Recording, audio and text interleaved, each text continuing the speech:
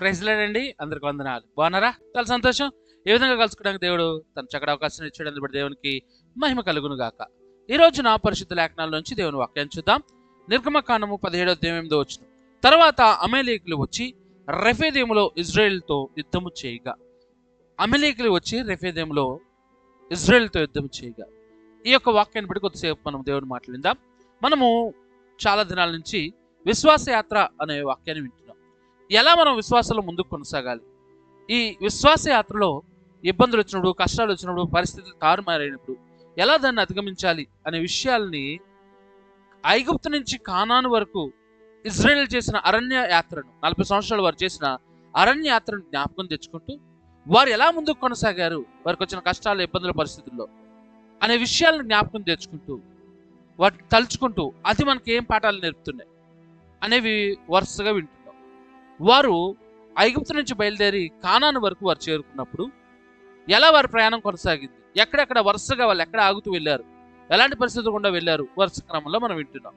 వారు ఐగుప్తు నుంచి రామ్సేస్ అనే పట్టణం నుంచి బయలుదేరారు. రామ్సేస్ నుంచి బయలుదేరి వారు ఏతాంకి వచ్చారు. ఏతాం నుంచి సుకోత్కి వచ్చారు. సుకోత్ నుంచి వారు బయలుదేరి పీహహిరోత్కి వచ్చారు. పీహహిరోత్ నుంచి వారు మారాకు వచ్చారు. మారా నుంచి వారు ఏలీముకి వచ్చారు. ఏలీము నుంచి వారు సీను అరణ్యానికి వచ్చారు. సీను అరణ్యం నుంచి వారు రెఫీదీముకు వచ్చారు. ఈ రెఫీదీము గురించి నిన్నటి దినాన్ని మనం విన్నాం. రెఫీదీము అక్కడ దేవుడు చేసిన కార్యములు అప్పటికి వారు దాదాపు 45 రోజులు పట్టింది బయలుదేరిన కాంచి సీను అరణ్యం. ఇక్కడికి వచ్చిన కాంచి ఒక 50 రోజులు అలా అయి ఉండొచ్చు. ఈ రెఫీదీముకి వచ్చేసరికి సీను అరణ్యంలో దేవుడు వారికి ఆహారాన్ని ఇచ్చాడు, కొనసాగింది. ఈ రెఫీదీంకి వచ్చేసరికి వారికి దాహమైనప్పుడు దేవుడు దాహం ఎలా తీర్చాడు. పరిస్థితులని వైపు కాదు, దేవుని వైపు చూస్తే దేవుడు ఏం చేస్తాడనేది నిన్న దినాన్ని విన్నాం రెఫీదీంలో. అయితే రెఫీదీం నుంచి మనం ముందుకు వెళ్ళిపోవచ్చు. కానీ రెఫీదీంలో ఇశ్రాయేలీయులు మొదటి యుద్ధాన్ని ఎదుర్కొన్నారు. దాని గురించి రోజు మనం తెలుసుకోబోతున్నాం. ఆ పరిస్థితులు అవి ఎలా ఉన్నాయి, ఆ రెఫీదీం ఎలా ఉంది అని తెలుసుకుని ముందుకు కొనసాగుదాం. రెఫీదీము అనగా అర్థము విశ్రాంతి స్థలం, ఆదరణ పొందే స్థలం, విశ్రాంతి స్థలం. ఆ పేరుకు తగ్గట్టుగా అదైతే లేదు, కానీ దేవుడు ఆ పేరుకు తగ్గట్టుగా దాన్ని మార్చాడు. అది అక్కడ విశ్రాంతి స్థలం అన్నారు, కానీ విశ్రాంతి లేదు. నీళ్ళు లేనిచాడు, విశ్రాంతి ఎట్లా ఉంటుంది? కానీ దేవుడు నీరు ఇచ్చాడు. ఓకే, అది ఆదరణ పొందే స్థలం, విశ్రాంతి, శాంతి కలిగిన స్థలం అని అర్థం. ఓకే, అయితే అప్పుడు పరిస్థితుల్లో వారికి నీరు పూర్తిగా అయిపోయినప్పుడు దేవుడు నీరు ఇచ్చాడు రెఫీదీములో. తర్వాత రోజు ఏమైపోయిందంటే ఒక యుద్ధాన్ని ఎదుర్కోవాల్సి వచ్చింది. వారు శారీరకంగా నీరు తాగారు, బలంగానే ఉన్నారు, శారీరకంగా బలంగా ఉన్నారు. కానీ ఎప్పుడైతే శత్రువులు చూసారో భయం వచ్చింది. మానసికంగా వారు భయానికి లోనైపోయారు.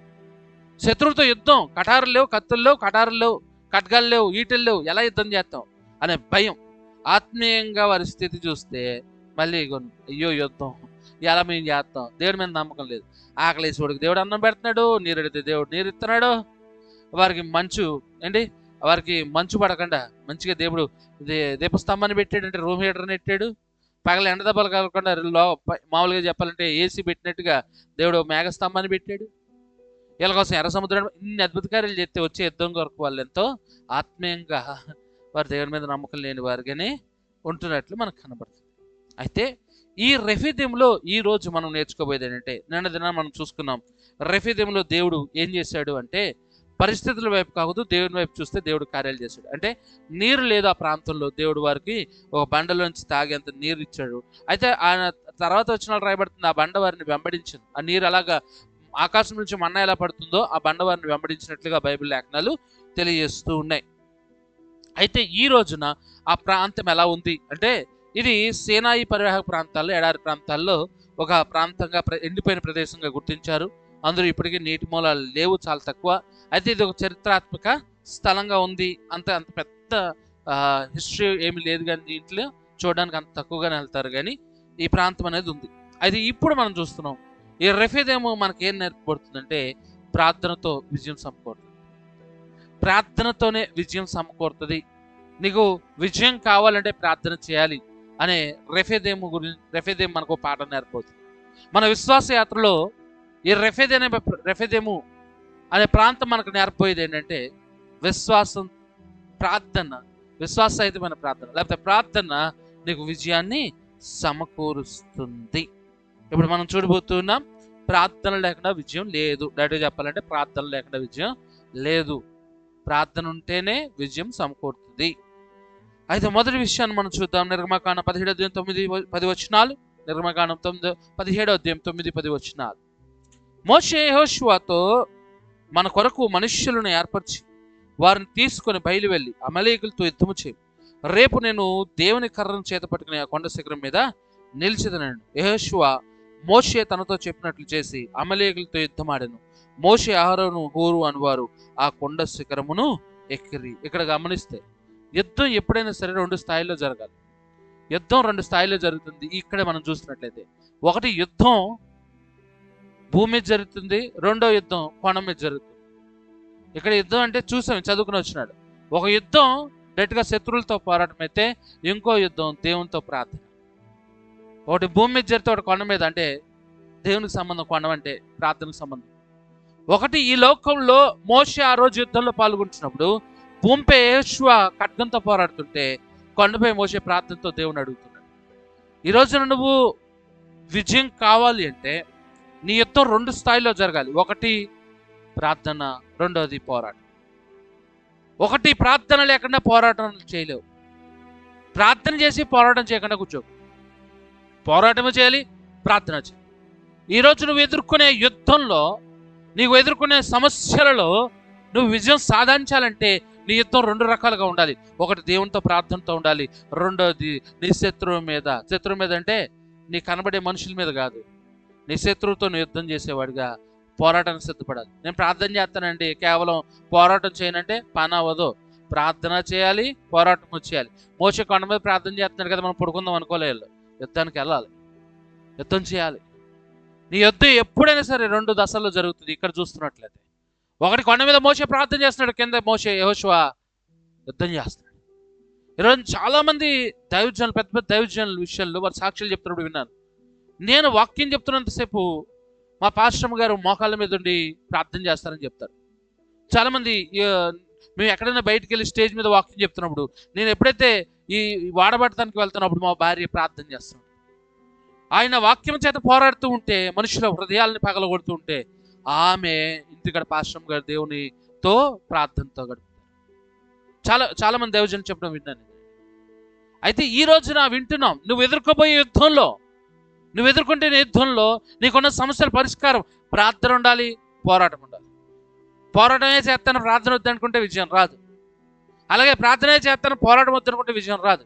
ప్రార్థనతో పోరాటానికి ముందుకెళ్ళాలి. అంటే నేను ఎప్పుడు చెప్తుంటా, ఉదయకాల ప్రార్థన నీ పోరాటానికి మంచిది. ఉదయం లెగ్గానే నువ్వు ప్రార్థన చేసావు అనుకోండి, అయ్యా ఈ దినమంతా నేను బాగుండాలి, బాగుంటావు. అయ్యా ఈ దినమంతా నాకు శక్తి, బాగుంటావు. ఉదయకాల ప్రార్థన నేను ముందుకు నడిపిస్తుంది. అంటే ప్రార్థన ఉండాలి, పోరాటము ఉండాలి. ఇక్కడ మనకు కత్తి కనబడుతుంది, ప్రార్థన కూడా కనబడుతుంది. ఎందుకంటే మనం పోరాడేది మనుషులతో కాదు. నీ శత్రువులు ఎవరు? ఈరోజు నీ కంపెనీలో పనిచేసేటోళ్ళ, నీ ఇంటి పక్కన ఉండేటోళ్ళ, లేకపోతే నిన్ను తిట్టిన వాళ్ళ, దూషించిన వాళ్ళ? ఎవరు నువ్వు పోరాడేది? ఈ లోకంలో ఈ విశ్వాస యాత్రలు నువ్వు ఎవరితో పోరాడుతున్నావు? మనుషులతో కాదు. ఎఫ్ఎస్సీలకు 6:12 రాయబడింది. ఏలైనగా మనం పోరాడేది శరీరాలతో కాదు, రక్తమాంసాలతో కాదు, మనం శరీరాలతో కాదు. పక్కనోడు ఎదురింటాడు, కంపెనీలో డ్యూటీల దగ్గర నేను అవమానించినాడు, నీ మీద కక్ష, వాళ్ళ మీద కాదంట. ప్రధానులతోనూ అధికారులతోనూ, ప్రస్తుత అంధకార సంబంధులకు, లోకనాథులతోనూ. అధికారులు అంటే నీ పైన ఉన్న అధికారుల మీద కాదు, ఇక్కడ రాయబడుతుంది. ఆకాశ మండలం దురాత్మల సమూహంతో పోరాడుచున్నాం. ఈ అధికారులు ఇవన్నీ కూడా సాతాను గడి ఏర్పరిచిన దెయ్యాల్లో ఒక్కొక్క స్టెప్, పై లెవెల్, ఇవన్నీ వాళ్ళకు ఒక స్థాయిలో ఉన్నాయంట. ప్రధానులు ఉన్నారు, అధికారులు ఉన్నారు, ప్రస్తుత అంధకార సంబంధులు, లోకనాథులు ఉన్నారు. దురాత్మల సమూహంతో మనం పోరాడుతాం. మరి పోరాటంలో నువ్వు ఉత్తనేలే అంటే కుదరదు. ప్రార్థన చేయాలి, పోరాటం చెయ్యి. ప్రార్థన చేయాలి, వాక్యం అనే ఖడ్గంతో పోరాటం చెయ్యాలి. ఎప్పుడైనా సరే ఈ లోకంలో విశ్వాసయాత్రలో నీ పోరాటం ఆత్మీయమైనది. రెండో విషయాన్ని చూద్దాం మనం. నిర్గమకాండం 17:11. మోషే తన చెయ్యి పైకెత్తినప్పుడు ఇజ్రాయేలు గెలిచిరు. మోషే తన చెయ్యి దింపినప్పుడు అమలేకులు గెలిచిరు. మోషే తన చెయ్యి పైకెత్తినప్పుడు అంటే ఇశ్రాయేలు గెలిచారు. మోషే తన చెయ్యి కిందకు దింపుతున్నప్పటికీ అమలేకులు. మోషే ఆ కొండపైకి ఎక్కాడు. కొండపైకి ఎక్కిన తర్వాత తన కర్రను పట్టుకున్నాడు. కర్రను పట్టుకుని పైకి లేపాడు. కర్రలో ఏం లేదులే, కర్రలో ఏం లేదులేండి, కర్రలో ఏం లేదు. దేవుడు ఆ చేతి కర్ర కేవలం మనకు సపోర్ట్ ఇచ్చే కర్ర అంతే. లేకపోతే అది ఏ కర్ర అంటే మనం మోసే గొర్రెలు కాచుకుంటున్నప్పుడు కొండలు ఎక్కడానికి గట్ట, లేకపోతే అలా ఉపయోగిస్తున్న వాటిని తరమడానికి, ఏదైనా వస్తే బెదిరించడానికి, లేకపోతే తన సపోర్ట్గా కొండలు ఎక్కడానికి ఉపయోగించుకున్న కర్ర. దేవుడు ఆ కర్రను ఎక్కడేం చేశాడు? ఆ మండుచున్న పొద దగ్గర, మండుచున్న పొదలో ఆ కర్రను పాముగా మారితే మళ్ళీ పట్టుకుంటే పాము అయింది, మళ్ళీ పట్టుకోగానే కర్ర అయింది. మళ్ళీ ఆ కర్రను ఉపయోగించుకుని ఎర్ర సముద్రం పాయల విషయంలో కూడా కర్ర పట్టుకోమన్నాడు దేవుడు. నీరు ఇచ్చేటప్పుడు కూడా బండను కొట్టమన్నాడు దేవుడు ఆ కర్రతో. ఇప్పుడు ఆ కొండ మీదకి ఆ కర్రను పట్టుకెళ్ళాడు. అంటే అది కేవలం చేతి కర్ర సాయంత్రం కూడా దేవుడు కార్యాలు చేస్తాడని అర్థం, అంతే. కర్రలు ఏం లేదు అక్కడ. ఆ కర్రను పట్టుకుని వెళ్ళి 2 చేతులు పట్టుకుని నుంచున్నాడు అంట.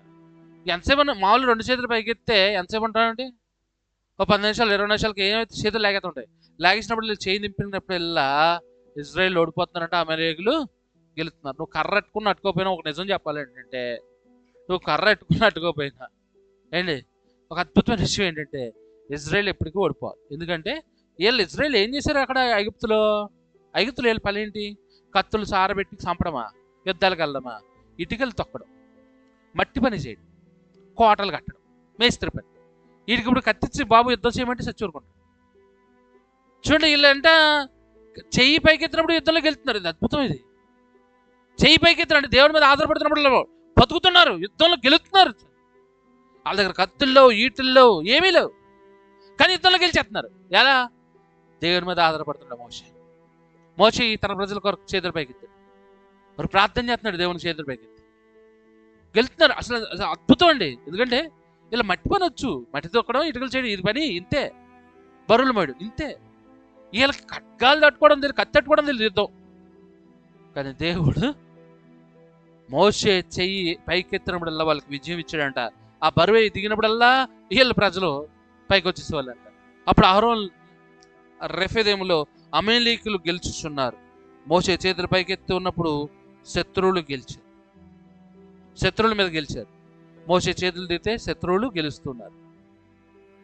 ఆ పరిస్థితి మనం చూస్తే ప్రార్థన నీకు శక్తినిస్తుంది.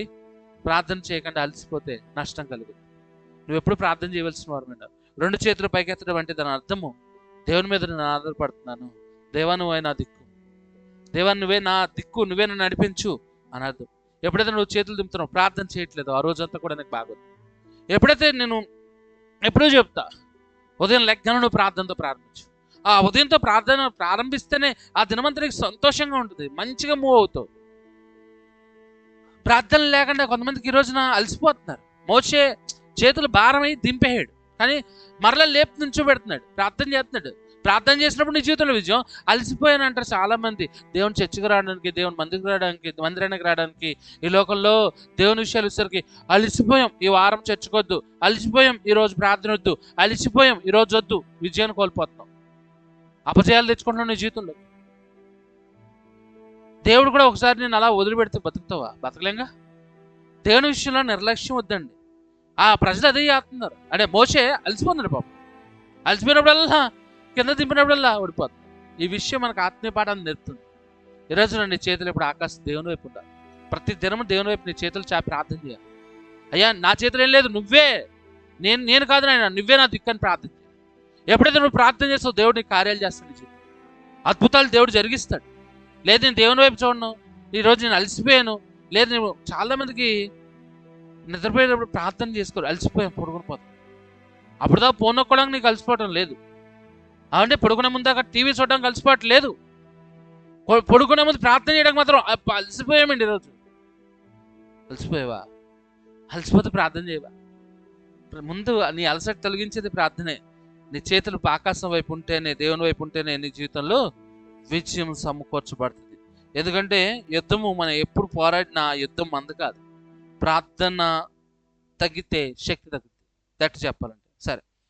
తర్వాత విషయం ఉందా? నిర్గమకాండము 17-12 మోషే చేతులు బరువెక్కగా వారు ఒక రాయి తీసుకుని వచ్చి అతని దాని మీద కూర్చుండగా దాన్ని వేసిరి. అహరోను హూరులు ఒకడు ఈ పక్కను ఒకడు ఆ పక్కను అతని చేతులను ఆనుకొనగా అతని చేతులు సూర్యుడు అస్తమించే వరకు నిలకడగా ఉండేను. ఎప్పుడైనా సరే నాయకులకి సహాయం అవసరం, దైవజనులకి సహాయం అవసరం. సహాయం అవసరం అంటే దైవజనుడు ఒకడే సంఘం కాదండి, దైవజనుడు ఒకడే సంఘం కాదు. ఇక్కడ యోషువ కొండ కింద యుద్ధం చేస్తున్నాడు, మోషే పైనకి వెళ్ళి ప్రార్థన చేస్తున్నాడు. ఈయన చేతులు తింపినప్పుడల్లా యోషువకి కష్టం కలుగుతుంది. అప్పుడు ఏం చేయాలి? ఇక్కడ మోషే చేతులు కిందకు దింపకుండా ఒక సపోర్ట్ కావాలి. ఆ సపోర్టే అక్కడ ఆయనతో పడి వెళ్ళిన హూరు అహరోన్లు ఏం చేశారంటే ఒక బండ తీసుకొచ్చి, రాయి తీసుకొచ్చి దాని మీద మోషేను కూర్చోబెట్టి చేతులు పైకెట్టాడు, కర్రబట్టుకున్నాడు. ఇటో పక్క ఒకడు జానుకున్నాడు, ఇటో పక్క ఆనుకున్నారు, చేతులు కానుకున్నారు. అంటే మోషే చేతులు బరువు ఎక్కిన కింద తిక్కకుండా వేరే సపోర్ట్ ఇచ్చినప్పుడు ఆ చేతులు సూర్యుడు అస్తమించే వరకు అలా ఉన్నాయంట. ఈ రోజున దైవజనులకి మీ ప్రార్థన సపోర్ట్ కావాలి. నీ సంఘ కాపరి కొరకు నువ్వు ప్రార్థన చేయాలి. నీ సంఘ కాపరి కుటుంబం కొరకు నువ్వు ప్రార్థనలో ఒక భాగమై ఉండాలి. వారు ఎప్పుడు నీ కొరకు, నీ కుటుంబం కొరకు ప్రార్థన చేస్తారు. మరి నీ సంఘ కాపరి కొరకు నువ్వు ఎప్పుడైనా ప్రార్థన చేసావా? నీ దైవజనుల కొరకు, నీ కొరకు నువ్వు ఎప్పుడు ప్రార్థన చేయాలని ఆశపడతావు. మరి ఆ కుటుంబం కొరకు, ఆ బిడ్డల కొరకు, దైవజనుల కొరకు ప్రార్థన చేస్తున్నావా? నీవు నీ దైవజనుల కొరకు ప్రార్థన చేయాల్సిన బాధ్యత నీది. ప్రార్థన ఫస్ట్ సపోర్ట్ నువ్వు ఇవ్వాల్సింది ప్రార్థన. అలసిపోయిన దైవజనుని కూర్చోబెట్టారు వారు రాయేసి. నీ దైవజనుడు అలసిపోతున్నాడు అంటే వాక్యం చెప్పి అలసిపోతే కూల్ డ్రింక్ దామని కాదు. ఇక్కడ ఆయన సేవా పరిస్థితుల్లో, ఆయన ఎదుర్కొన్న పరిస్థితుల్లో అలసిపోతున్నప్పుడు వారికి కొంచెం సేద తెచ్చేవాడిగా ఉండాలి. నీ దైవజనుల విషయంలో నువ్వు మోషేకి అహరోను హూరులు ఏ విధంగా ఆ చేతికి సపోర్ట్నిచ్చారో, ఈరోజు నీ దైవజనుడి చేతికి నువ్వు సపోర్ట్ ఇవ్వాలి. ఎప్పుడు నా కొరకు ప్రార్థన చేయండి అయ్యగారు కాదు, నువ్వు అయ్యగారి కొరకు ప్రార్థన చేయాలి. అంటే అయ్యగారు కూర్చొని ఎత్తి ప్రార్థన చెయ్యట్టి ప్రార్థన చేసి తిట్టండి కాదు అనేది. నీ ప్రార్థనలో, నీ కుటుంబ ప్రార్థనలో, నువ్వు చేస్తున్న ప్రార్థనలో నీ దైవజను గురించి, దైవజను కుటుంబం గురించి ప్రార్థన చెయ్యి. నీ సపోర్ట్ కావాలి. సంఘంలో కూడా నీ ప్రార్థన మెయిన్ అయితే ప్రార్థన సపోర్ట్. తర్వాత నీ శక్తి కావాలి. అంటే నీ యొక్క స్టామినా, దేవునికి ఇచ్చిన శక్తి, ఆ చేపలు వేయడం కానీ, తొడవడం కానీ, కుర్చీలు వేయడం కానీ, ఇవన్నీ డెకరేషన్స్, అలంకరణ, అన్నిటి విషయాల్లో నీ యొక్క శారీరక శక్తి కావాలి. తర్వాత దేవునికి ఇచ్చిన దాంట్లో ధనం అనేది కూడా ఒక పెట్టుబడి. సంఘంలో ధనం అనేది కూడా కావాలి. ధనం అనేది లేకపోతే ఏది చేయలేవు. ఇది కొద్దిగానే ఉండాలి కదా. అది దానికి సపోర్ట్గా దైవజనులు చాలామంది సేవకి సంక్షిప్తంగా ఏర్పరచబడతారు. దేవుని సేవలను ఉంటారు. వారు ఇంకో రాజకీయం చేయరు, ఇంకొక పనులు పెట్టుకోరు, బిజినెస్ పెట్టుకోరు, వారు దేవుని సేవకు వచ్చేస్తారు. అలాంటి దైవ సేవకులకి నువ్వు సపోర్ట్ ఇవ్వాలి. అంటే దైవజనులకి తిన్నంత ఉంటే సరిపోతుంది. నేను ఎప్పుడు చెప్తా, నీ దైవజనుడు ఈరోజు తిన్నాడా లేదా ఆ ఒక్క మాట చూసుకుంటే. తిన్నాడా లేదా ఉండడానికి బిల్డింగ్లు కట్టక్కర్లేదు. నువ్వు నీ దైవజనుడు కుటుంబం తిన్నదా లేదా, ఇక తర్వాత అంతా దేవుడు చూసుకుంటాడు. అంటే దేవుడు ఎప్పటికీ చూసుకుంటాడు, దేవుడు నిన్నే ఉపయోగించుకుంటాడు. అయితే ఇది ఎందుకు చెప్తానంటే, నీ దైవజనుడు అసలు తిన్నాడా, ఆ కుటుంబం తింటుందా, వారి పరిస్థితులు ఎలా ఉన్నాయి, వాళ్ళు రెంట్ కట్టుకోగలుగుతున్నారా? చాలామంది ఈ విషయాలు ఆలోచించరు. చెత్తదండి పాస్టర్కి ఎక్కడి నుంచి వస్తుంది? నువ్వు డ్యూటీకి వెళ్తున్నావు, ఆయన దేవుని కొరకు నియమించబడి నిలబడ్డాడు. అయితే దేవుడే పోషించుకుంటాడు, కానీ దేవుడు నిన్ను ఉపయోగించుకొని పోషించుకుంటాడు అంతే. అంటే దైవజనునికి నీ కానుకలు ఇచ్చే, నీ ధనం ఇచ్చే, నీ ఆస్తి ఇచ్చే అని నేను చెప్పను. నీ దైవజనుడు తినగలుగుతున్నాడా ప్రతిదినమో, అంటే ఉండగలుగుతున్నాడా? తినడం వరకు ఓకేనా అండి? అంత అంటే ఆ తినడం వరకు ఓకే అయితే తర్వాత నెక్స్ట్ స్టెప్ దైవజనుని కన్నా నీ కుటుంబం గొప్పగా తీర్చిదిద్దబడాలి. దైవజనుని కుటుంబం కాదు. ముందుగా నువ్వు తీర్చిదిద్దబడితే, నేను నిజంగా అనుకుంటానండి, దైవజనం చేయాల్సిన ప్రార్థన ఏంటి తెలుసా? దేవా నన్ను దీవించాను కాదు, నా బిడ్డలను దీవించి. దైవజనుడా నువ్వు నేర్చుకోవాల్సిన ప్రార్థన ఒకటి. ప్రతి పాస్టర్ చేయాల్సిన ప్రార్థన ఏంటి తెలుసా? ప్రభువా నా బిడ్డలు బాగుండాలి, నా ఇల్లు బాగుండాలి, నేను కారు కొనుక్కోవాలి, బిల్డింగ్ కట్టుకోవాలి. కాదు, నా బిడ్డలు బాగుండాలి. నా బిడ్డల పరిస్థితి, నా బిడ్డలంటే మన ఇంట్లో బిడ్డలు కాదు, సంఘస్థులు బిడ్డలు బాగుండాలి, సంఘస్థుల కుటుంబాలు బాగుండాలి, సంఘస్థులకు మంచి జాబ్స్ రావాలి, సంఘస్థుల కుటుంబాలు దీవించబడాలి. ఆ సంఘస్థుల కుటుంబాలు దీవించబడితే ఆటోమేటిక్గా దీవించబడతాయి నిజంగా. కానీ ఈ చాలామంది ఈరోజు ఆ ప్రార్థనలు, నేను నేను నేను నేను అని చెప్పుకోవడానికి నువ్వు దైవజనుడిగా మారలే, దేవుడు నిన్ను పిలుచుకోలా. ఇతరులకు నువ్వు ఆశీర్వాదకరంగా ఉండాలి. వారి ఆశీర్వాదం నీ జీవితంలోకి తిరిగి వచ్చి నేను ఆశీర్వాదంగా మారుస్తుంది. అంటే ఇక్కడ చూడండి, మోషేకి హూరు అహరోన్లు సపోర్ట్ ఇచ్చినట్లుగా ఈరోజు సంఘంలో ఉన్న ప్రతి వ్యక్తి కూడా మీ దైవజనులకు సపోర్ట్ ఇవ్వాల్సిందే. అది నీ యొక్క ప్రార్థన సపోర్ట్ ఉండాలి, నీ శారీరకంగా నువ్వు చేయగలిగిన పనులు చేస్తూ ఉండాలి. ఇంకా చెప్పాలంటే నీ యొక్క ధనము దేవుడు నీకు ఇచ్చిన దాంట్లో కొద్దిగా దేవుని సన్నిధికి ఇవ్వచ్చు అంతే. ఇక 4వ విషయం చూసుకుంటే నిర్గమకాండం 17-13 అట్లు యెహోషువ కత్తి వాడి చేత అమలేకు రాజును అతని జనులను గెలిచెను. కత్తి చేత కాదు అంటే రాయబడుతుంది కానీ కత్తి చేత కాదు. ఆయన మోషే కొండ మీద ప్రార్థన చేశాడు. అయితే మోషే ప్రార్థన చేస్తున్నప్పుడు నీ కత్తి పట్టుకున్నాడు ఒకటి కావాలి, పోరాటం చేసి చెయ్యాలా. నేను చెప్పా కదా, కత్తి ప్రార్థన చేస్తా నేను పోరాటం చేయాలంటే విజయం రాదు. యెహోషువ కూడా వెళ్ళి అయ్యగారు నేను కూడా ప్రార్థన చేస్తాను అయ్యగారు అంటే అవ్వదు. యెహోషువ పోరాటం చేయాలి, మోషే ప్రార్థన చేయాలి. అలాగే దైవజనుడిగా అంటే ఇక్కడ ఇద్దరు కాదు, నువ్వే చేసుకోవాలి. నువ్వే ప్రార్థన చేయాలి, నువ్వే పోరాటం చేసుకోవాలి. నువ్వు ప్రార్థన చేసి పోరాటానికి వెళ్తే యెహోషువ అమలేకీయుల్ని ఓడించాడు. నీ బలంతో కాదు, దేవుని శక్తితో యుద్ధం చేయాలి. నీ బలంతో కాదు, దేవుని శక్తితో మాత్రమే యుద్ధం చేయాలి. అక్కడ దేవుడు ఏమన్నాడంటే ఈ అమలేకీయుల విషయంలో నీ దేవుడు శత్రుపై సంపూర్ణ విజయం ఇస్తాడు. అక్కడ సంపూర్ణ విజయం దొరికిందండి.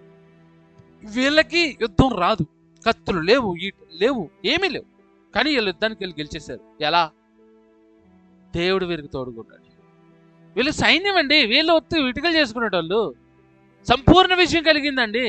ఎలా? దేవుడు తోడున్నాడు. ఎలాగా? ప్రార్థన చేయాలి, పోరాటం చేయాలి. రేఫేదేం మనకు నేర్పుతుంది అదే. ప్రార్థనే విజయాన్ని ఇస్తుంది. ప్రార్థన లేనిదే విజయం లేదు.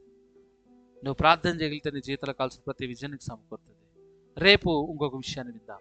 ఈరోజు విన్న విషయంలో నీకు ప్రార్థన చేస్తే నువ్వు ఎదుర్కొన్న ఏ పరిస్థితి అయినా దేవుడు విజయాన్ని ఇవ్వబోతున్నాడు. ఈ వాక్యం దేవుడు మనం ఇట్లా ఫలింపజేయను కాక. ప్రైజ్ లార్డ్ అండి. ఒక వీడియో మీకు నచ్చినైతే ఇతరులని చూడమని చెప్పండి. అలాగే మీ ప్రార్థన వస్తే కామెంట్ చేయండి. తప్పకుండా మీ కొరకు నేను ప్రార్థన చేస్తాను. వందనాలండి. Praise lord.